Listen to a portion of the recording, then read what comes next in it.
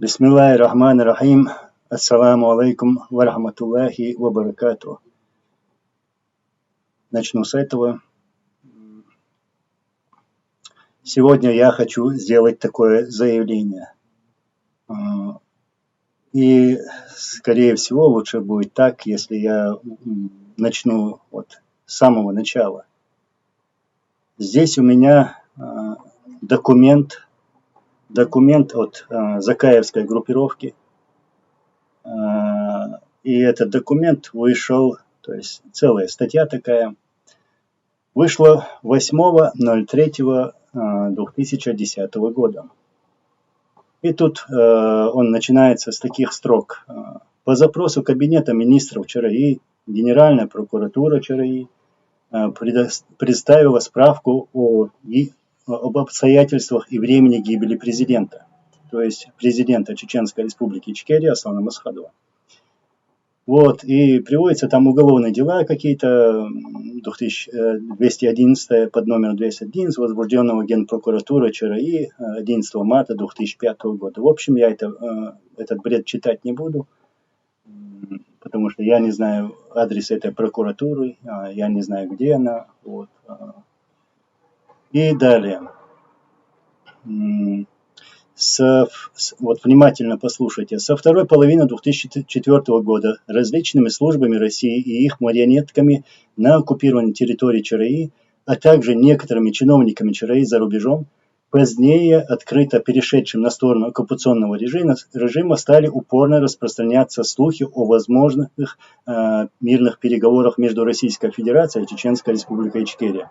Позднее эти слухи стали дополняться уточнениями, что предполагаемые переговоры поддерживают в качестве посредников Германия и Швейцария.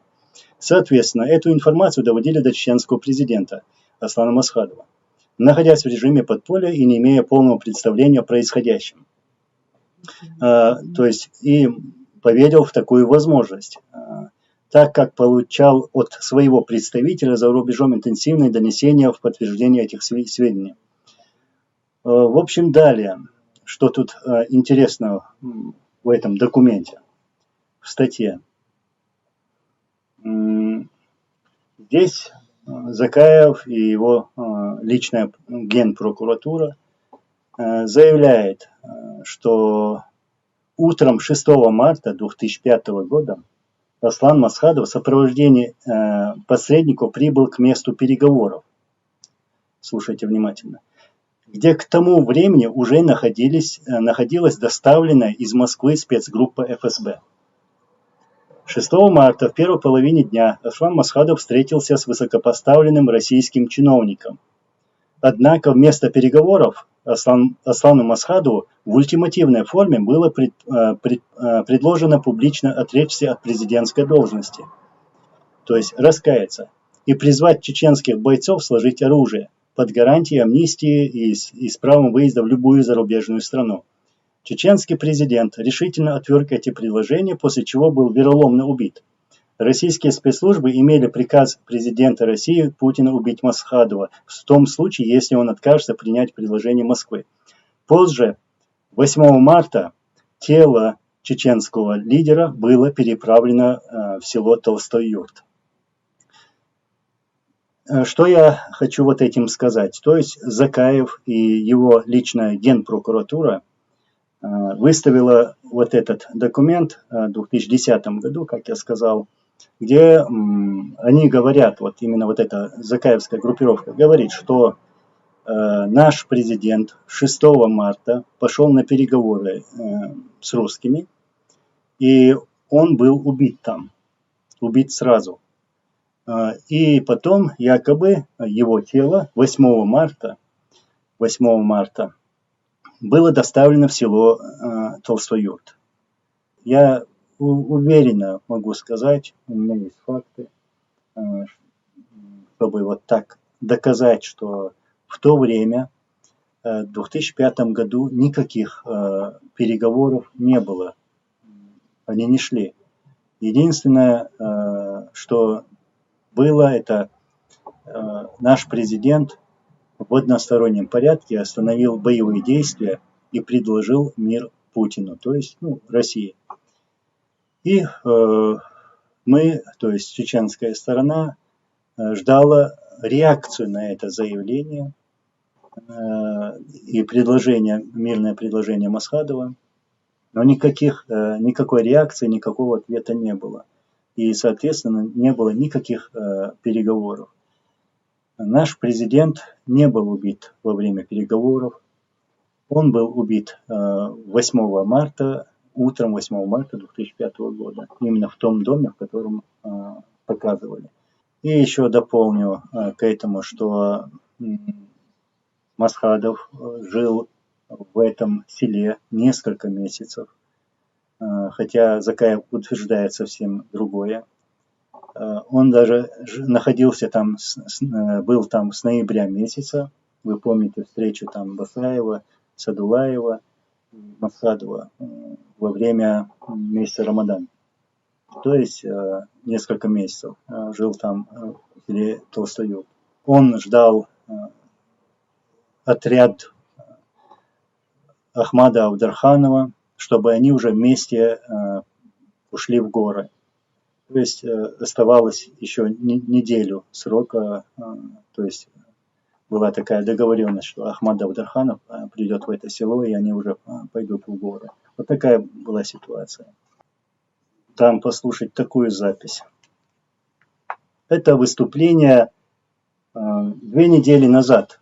То есть Ахмед Закаев дает интервью там, семье Курочкина. В конечном итоге он, объявив в одностороннем порядке перемирие, согласившись на какие-то контакты, которые путинская сторона использовала в качестве ловушки для него, заманили его на переговоры и расстреляли. На самом деле он был убит. Это все, что нам показывали и показывают, это абсолютно фантазия. Это они с пальца высосали и нашли людей, которые подтверждают именно их версию. Аслан Масхадов был убит на переговорах, во время переговоров. Я свидетельствую это. Но это отдельная тема.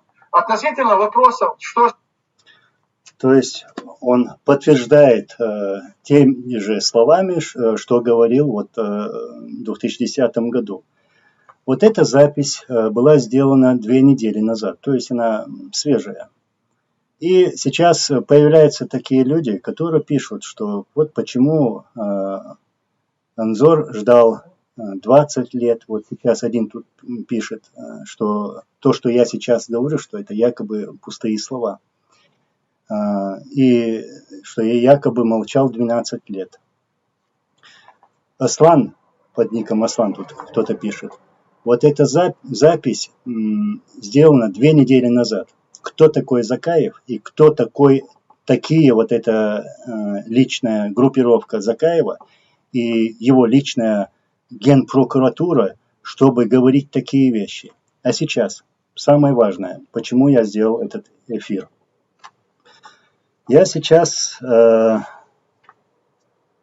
будучи гражданином Чеченской Республики Ичкерия, будучи сыном своего отца, зову гражданина Чеченской Республики Ичкерия Ахмеда Закаева в тот суд, к которому мы обращаемся в таких случаях. То есть мы мусульмане, мы чеченцы, и призываю его к суду по исламу, то есть по шариату. Вот. И призываю его ответить за ложь и клевету, а также покушение на честь нашего президента, и, как я сказал, как сын своего отца, как гражданин Чеченской Республики Ичкерия, я зову его на этот суд. Вот. И еще дополню, Аслан Масхадов был много раз на переговорах с российской стороной, а также был даже в главе делегации во время переговоров с российской стороной. И этот человек очень хорошо знал русских, подлость русских. И он, как он говорил, вспоминал даже события 1995 года, переговоры с российской стороной, как русские делали покушение на эту делегацию. Это было во время, когда они, то есть эта делегация ехала с Грозного в Слепцовск, вот, и по дороге была подорвана эта колонна чеченской делегации. А также, когда шли переговоры в 1995 году, 1996 году, помню, это было 1 апреля, если не ошибаюсь, Аслан Масхадов в то время, когда вот шли вот эти переговоры, поехал в село Цацанюрт. Там возле кладбища, чтобы выступить перед народом. И там же российские спецслужбы совершили покушение на в то время начальника штаба вооруженных сил Чеченской Республики Ичкерия. Да, в тот день погибли люди, мирные жители. Там Аслан Масхадов выжил. То есть, что я хочу сказать, что он прекрасно знал русских, методы российских спецслужб. И, конечно же, он, как говорит Закаев, и утверждает, он же говорит, что уверенно говорит, сам не пошел бы на переговоры. То есть, получалось, что по Закаеву он взял с собой 2-3 человек и пошел на переговоры. То есть Ахмед Закаев выставляет нашего президента каким-то глупцом, тем самым оскорбляет его. И поэтому, услышав вот эту запись, которую я дал вам сейчас послушать, я решил, что я сделаю такой шаг.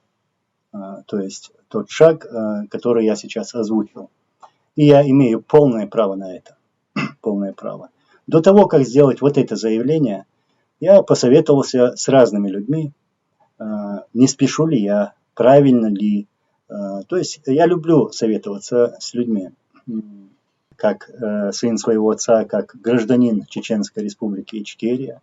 Я сделал такое заявление, что вызываю Ахмеда Закаева, тоже гражданина Ичкерии, решить этот вопрос в шариатском суде, как говорится у нас, то есть суд по исламу у нас говорят.